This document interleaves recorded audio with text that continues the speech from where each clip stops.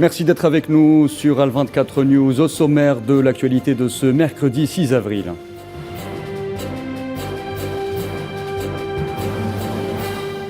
Au Burkina Faso, l'ancien président Blaise Compaoré condamné par contumace à la prison à perpétuité pour sa participation à l'assassinat de son prédécesseur Thomas Sankara.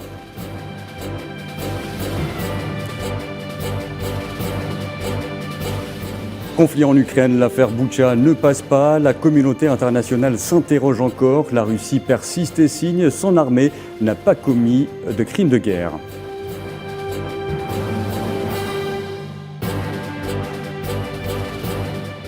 Dans le dossier du nucléaire iranien, les pourparlers deviennent mis à mal par de nouvelles sanctions de l'administration Biden à l'encontre de Téhéran.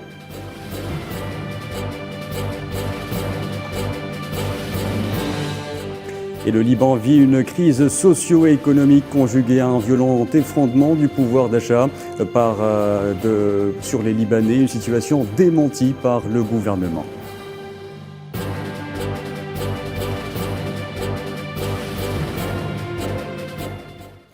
Bonsoir à tous. L'ancien président du Burkina Faso, Blaise Compaoré, a été condamné ce mercredi par contumace à la prison à perpétuité pour sa participation à l'assassinat de son prédécesseur Thomas Sankara. Le commandant de sa garde, Assiente Kafondo, et le général Gilbert Diendéré, un des chefs de l'armée, lors du coup d'État de 1987, ont également écopé de la prison à vie. Iman Merad.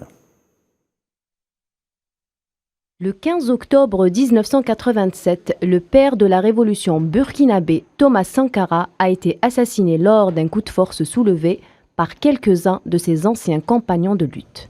Près de 35 ans après, l'ancien président Blaise Compaoré, exilé depuis 2014 en Côte d'Ivoire, a été condamné ce mercredi 6 avril par contumace par le tribunal militaire de Ouagadougou à perpétuité pour l'assassinat de Thomas Sankara. Après 6 mois de procès, le commandant Yassinte Kafando, en fuite depuis 2016, et le général Gilbert Diendéré ont également été condamnés à la même sentence. Pour rappel, les 3 hommes sont condamnés pour attentat à la sûreté de l'État, un verdict ovationné par la salle du tribunal militaire de Ouagadougou selon un journaliste présent de l'AFP. À noter que les juges sont allés au-delà des réquisitions du parquet militaire qui avait demandé 30 ans de prison pour Compaoré et Kafando et 20 ans pour Diendéré. Présent par visioconférence depuis la France, Moussa Diallo, aide de camp du président assassiné, assure que les événements d'octobre 1987 ont été prémédités et que le président Houphouët Boigny, grand ami de la France, était au centre de ce complot. De son côté, Prosper Farama, avocat de la famille Sankara, qualifie ce verdict de logique. L'ex-président Blaise Compaoré, son homme de main Yassette Kafando, et le général Diendéré ont été condamnés par le tribunal à une peine à vie. C'est une condamnation à perpétuité. Maintenant, pourquoi? Moi, j'estime simplement que ça paraît logique de ce que nous avons vu, entendu lors de ce procès. Un verdict qui met fin à un procès de 6 mois qui s'était ouvert 35 ans après la mort de Thomas Sankara, icône panafricaine qui avait porté au pouvoir Blaise Compaoré. Dans l'actualité également, des soldats maliens associés à des combattants étrangers présumés être russes sont accusés d'avoir exécuté sommairement 300 civils, dont certains qu'ils soupçonnaient d'être des terroristes fin mars dans la localité de Moura, entre Mopti et Djenné. C'est ce que dénonce notamment Human Rights Watch, invité hier au journal de 20h de la chaîne nationale ORTM. Le chef d'état-major de l'armée malienne a répondu à ces accusations d'exactions qui pèsent contre l'armée malienne. Je voudrais dire que l'armée malienne est une armée multi-ethnique et ne saurait se permettre de tels agissements, de telles allégations, porter vraiment la responsabilité de toutes ces allégations qui sont portées contre elle aujourd'hui. Et la mission multidimensionnelle intégrée des Nations Unies pour la stabilisation au Mali, la MINUSMA, a indiqué avoir lancé une opération de sécurisation des civils dans plusieurs villages de la commune de Talatay en raison de la détérioration de la situation sécuritaire. Le 31 mars, la MINUSMA a déclaré que la situation sécuritaire dans la zone dite des trois frontières entre le Mali, le Niger et le Burkina Faso, notamment dans les localités de Tessit, Talatay, Ansongo et la région de Ménaka, s'était considérablement dégradée au cours des dernières semaines. Dans l'actualité aussi, l'armée nigérienne a annoncé avoir neutralisé 36 terroristes et capturé 6 autres lors d'opérations menées dans la région de Tawa au nord-ouest et de Difa au sud-est. Frontalières du nord Mali, les régions ouest et nord-ouest du Niger sont confrontées depuis 2017 à des attaques armées attribuées aux groupes terroristes opérant au Mali. Direction de la Tunisie à présent, qui commémore en ce 6 avril le 22e anniversaire de la disparition de l'ancien président et leader du mouvement nationaliste tunisien Habib Bourguiba. À cette occasion, Kais Saïed s'est rendu à Monastir, ville natale de Bourguiba, pour lui rendre hommage. Monastir, d'où le chef de l'État tunisien s'en est une nouvelle fois pris au Parlement, dissous puis gelé. Il a annoncé l'adoption du scrutin uninominal majoritaire à 2 tours lors des prochaines élections législatives. En clair, le vote se fera sur la base des individus et non des listes.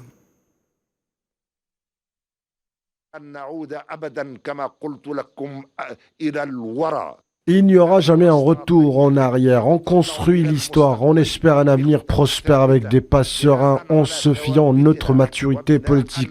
Tout ce qu'ils entreprendront n'a aucune valeur vis-à-vis de la loi. Comment pouvions-nous mettre en place des lois à travers une presse étrangère? Pensez-vous que c'est un parlement digne? Son gel et sa dissolution étaient une obligation, car il représentait une vraie menace pour la sécurité, l'intégrité et la continuité des institutions en Tunisie. La Tunisie n'est pas un jeu, encore moins les Tunisiens, pour pouvoir être entre les mains de ceux qui tirent les ficelles. Au Maroc, à présent, le comité de solidarité avec les journalistes Omar Radi et Toufik Bachrin, tous deux détenus dans les geôles du Marzen, s'est une nouvelle fois exprimé pour dénoncer dans un communiqué leur transfèrement jugé arbitraire de la prison de Casablanca vers d'autres centres d'incarcération, ainsi que, je cite, leur mise en détention collective dans des conditions inhumaines, avec confiscation d'une partie de leurs objets personnels. Et dans le conflit en Ukraine à présent, Boutcha et la désinformation. Dans le conflit, donc, les interrogations de la communauté internationale persistent concernant les enlèvements, ou plutôt les événements survenus dans cette localité. Par le biais de son ambassadeur à l'ONU, la Russie réfute les accusations occidentales d'avoir commis des crimes de guerre. Les détails avec Amin Touta.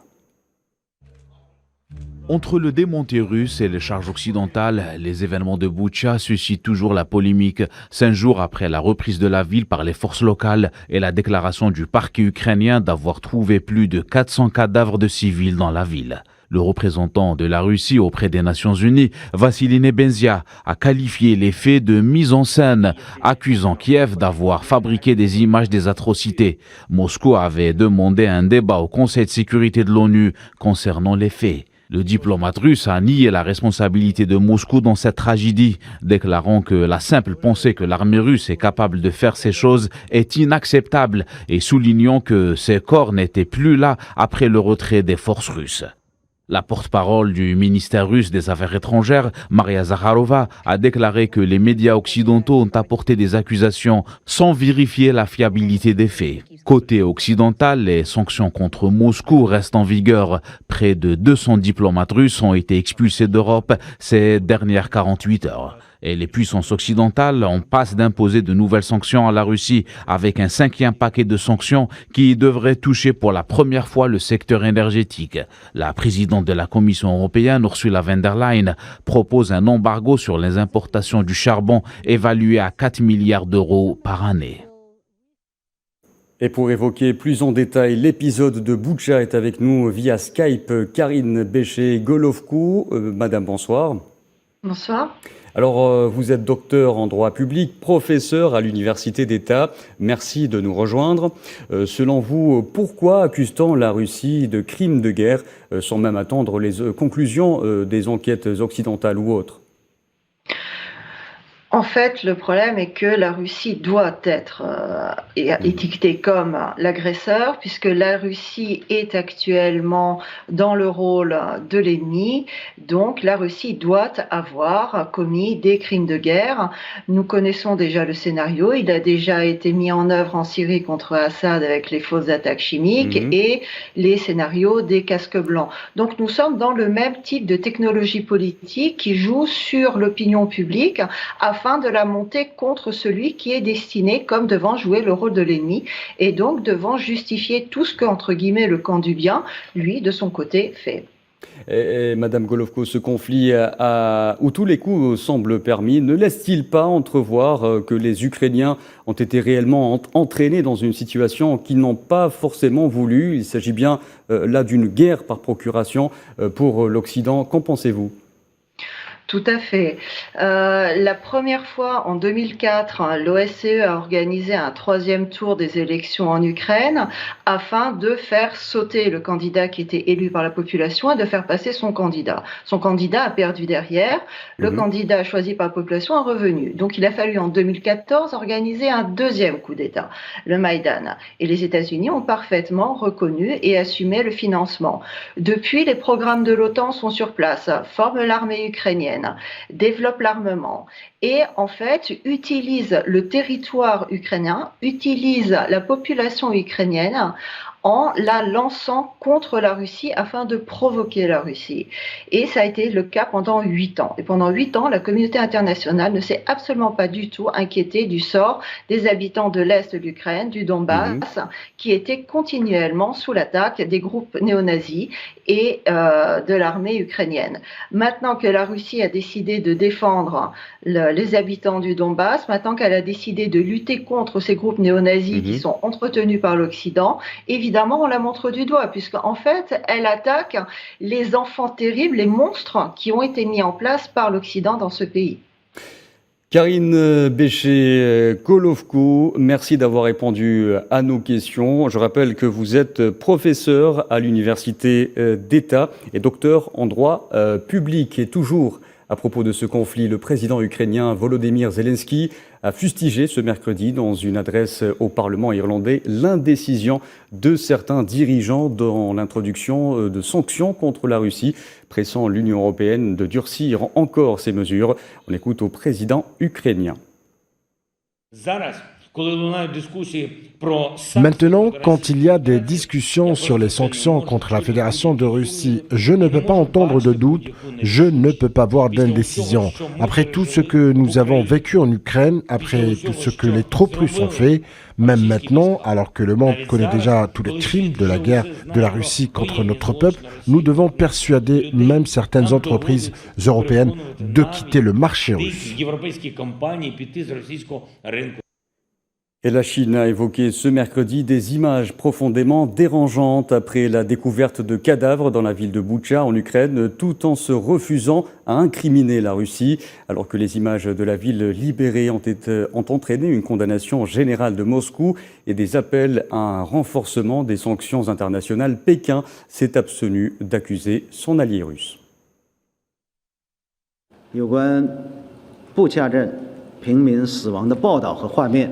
Les informations et les images de civils morts à Boutcha sont profondément dérangeantes. La vérité et l'étendue de la situation doivent être clarifiées. Les questions humanitaires ne doivent pas être politisées et toute accusation doit être fondée sur des faits. Avant que les résultats de l'enquête ne soient connus, toutes les parties doivent faire preuve de retenue et éviter les accusations sans fondement. La Chine attache une grande importance à la question de la situation humanitaire en Ukraine et accorde une attention toute particulière aux préjudices subis par les civils. La Chine soutient toutes les initiatives et mesures susceptibles d'améliorer la situation humanitaire en Ukraine et est prête à continuer à travailler avec la communauté internationale pour éviter toute souffrance aux civils.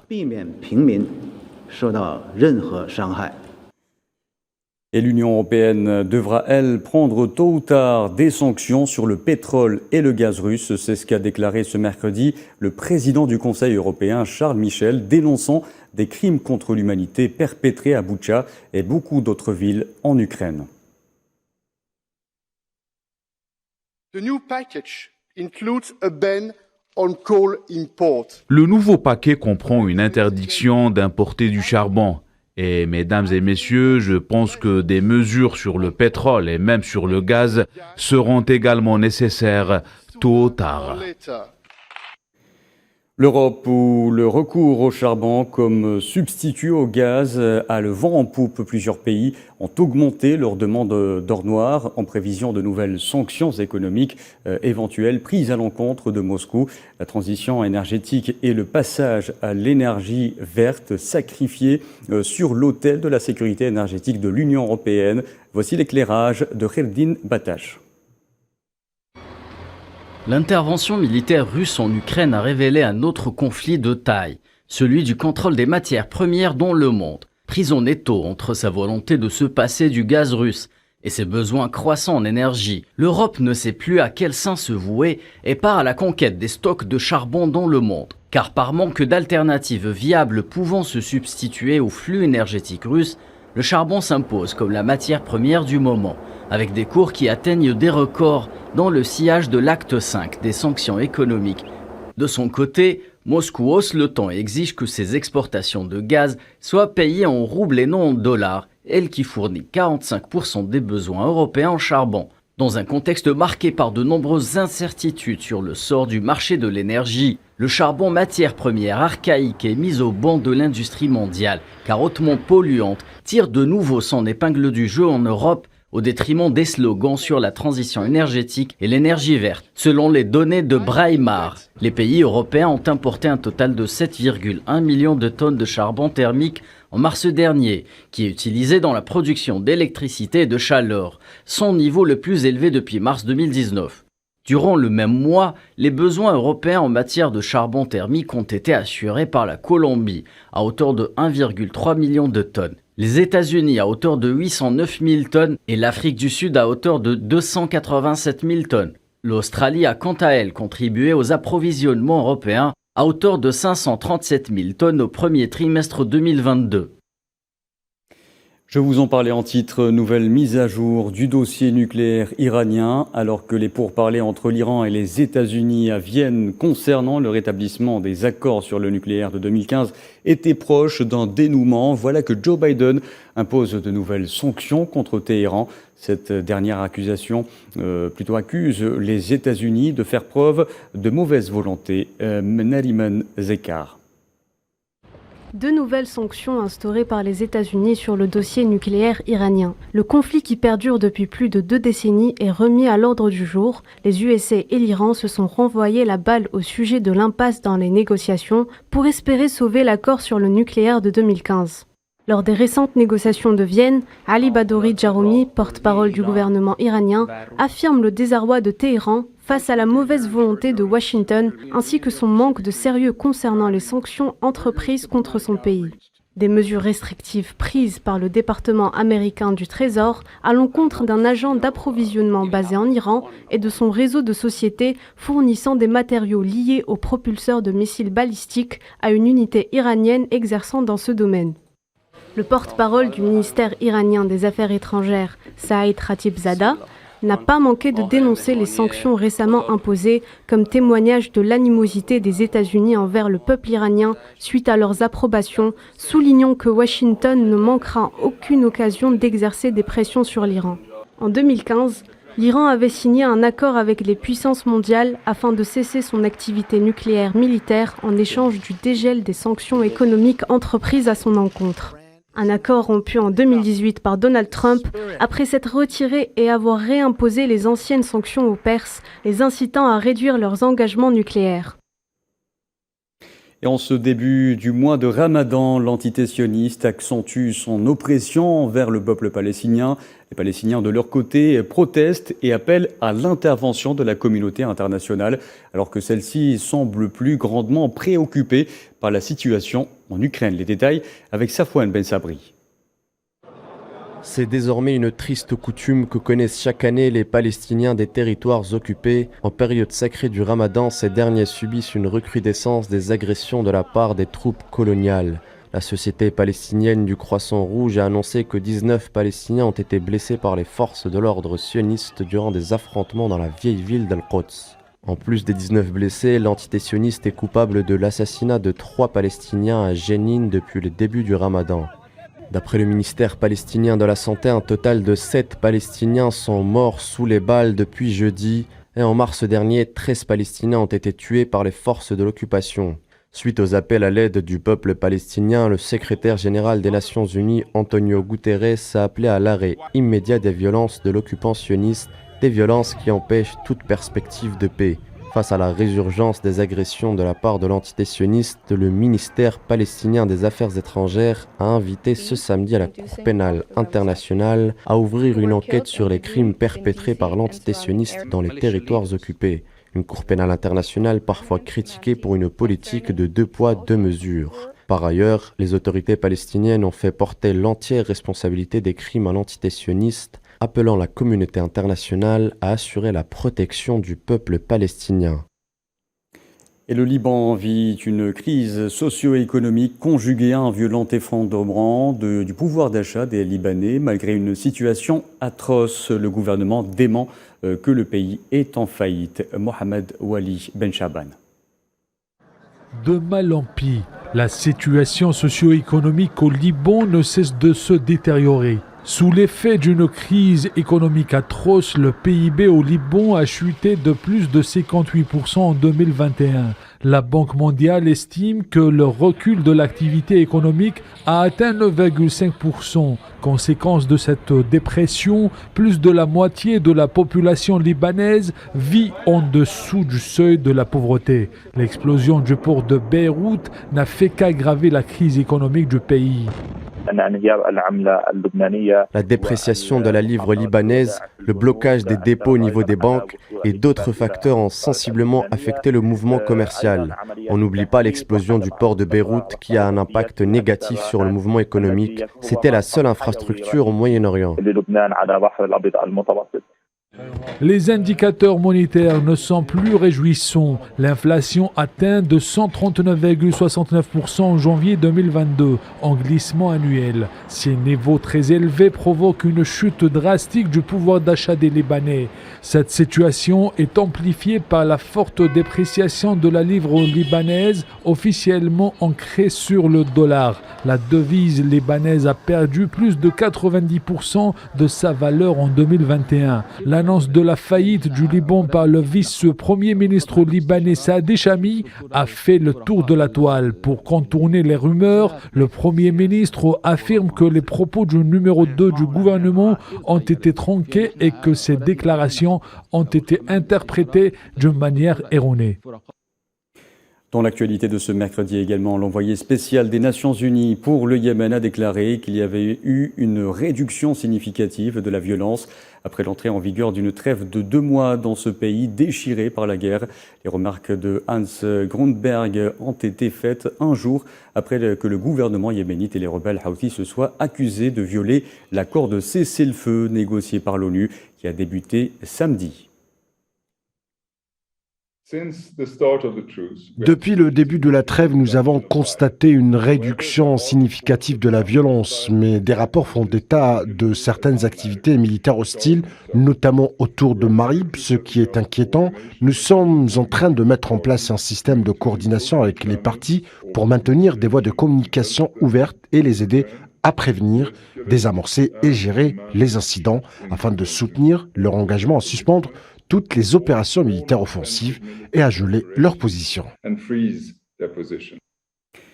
Et un premier navire amarré au port de Hodeïda il y a quelques jours après l'entrée en vigueur de cette trêve au Yémen. Un premier navire est amarré dans le port de cette ville. Il faut savoir que le conflit au Yémen oppose les forces loyales au gouvernement, appuyé depuis 2015 par une coalition militaire dirigée par l'Arabie saoudite aux rebelles Houthis. Parlons à présent de transition énergétique en Algérie. Le cahier des charges relatif au projet photovoltaïque Solar 1000 MW a été retiré par 110 entreprises. C'est ce qu'a indiqué le ministre en charge du secteur, Benatouziane. Selon lui, ce projet va permettre d'augmenter la part des énergies propres dans le mix énergétique national. Pour rappel, l'Algérie a lancé récemment un appel d'offres adressé aux investisseurs étrangers et nationaux pour l'installation de 1000 MW annuellement et 15 000 MW à l'horizon 2035. Et direction le Pérou à présent, où le couvre-feu n'a pas trop duré. Afin de rétablir la paix et l'ordre dans le pays, le président péruvien Pedro Castillo a annoncé sa levée anticipée à l'aube à Lima. Des manifestations anti-gouvernement en colère contre la hausse du prix du carburant, des péages et le couvre-feu affrontent la police dans la capitale péruvienne, Daylight Hamouda.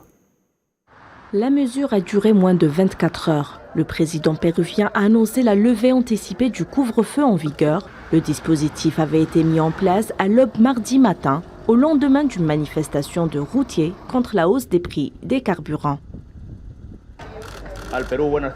Nous nous déplaçons au bureau pour signer et lever cette mesure d'immobilité. Le Pérou ne traverse pas une bonne période, mais ce sont les pouvoirs de l'État qui doivent la résoudre. Ici, il n'y a pas de premier pouvoir ou de second pouvoir.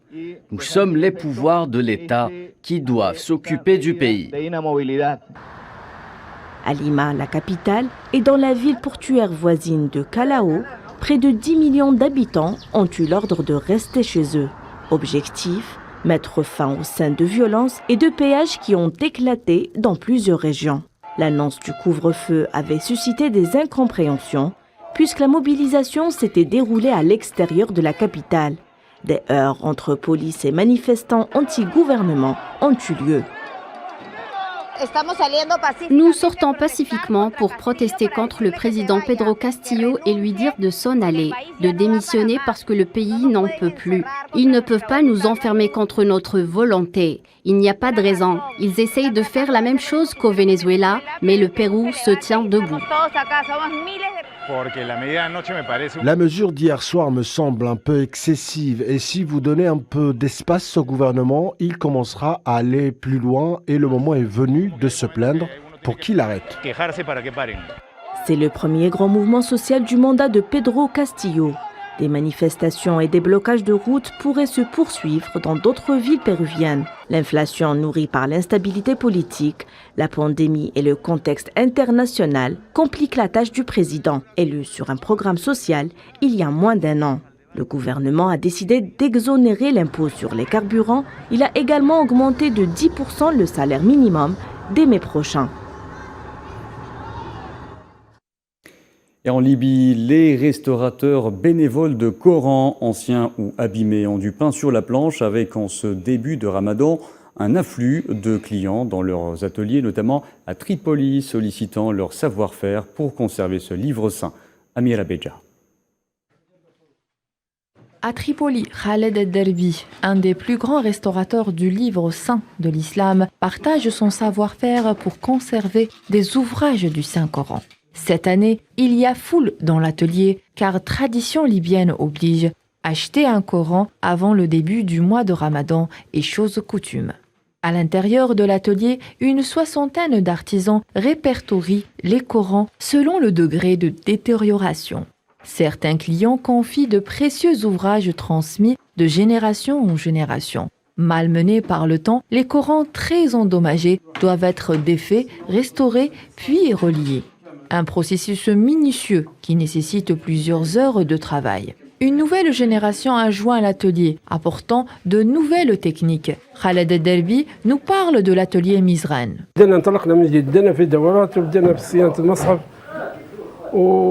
Nous avons commencé à mettre en place des ateliers de formation pour la restauration des exemplaires du Coran. Nous avons organisé environ 150 ateliers à ce jour, pour plus de 1500 stagiaires. Notre objectif était de former tout le monde, adultes et enfants, hommes et femmes. Le travail des enfants était mauvais, mais les adultes et les retraités étaient plus efficaces. En Libye, artisans et bénévoles s'adonnent à la restauration du livre sacré sans jamais se lasser. Voilà, et c'était la dernière information de ce journal. Merci à vous de l'avoir suivi. Restez sur Al24 News. Tout de suite, vous avez rendez-vous avec la météo.